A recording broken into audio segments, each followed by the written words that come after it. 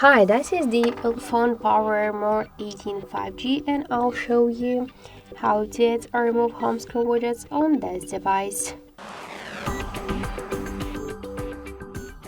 So first we should open the settings the home screen, and just to add the widget you should hold for a while home screen with a finger and tap to the widgets icon. After that you'll see here all of the available applications which widgets you could add. For example, to add the calendar widget you should just select one from them, just hold it and drag it to your home screen by this way. If you want to move widget on the screen or between the screens, just hold and drag it. Also you could resize the widget.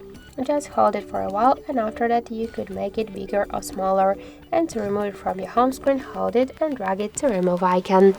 So that's it, thank you for watching, and if you like this video leave thumbs up and subscribe our channel.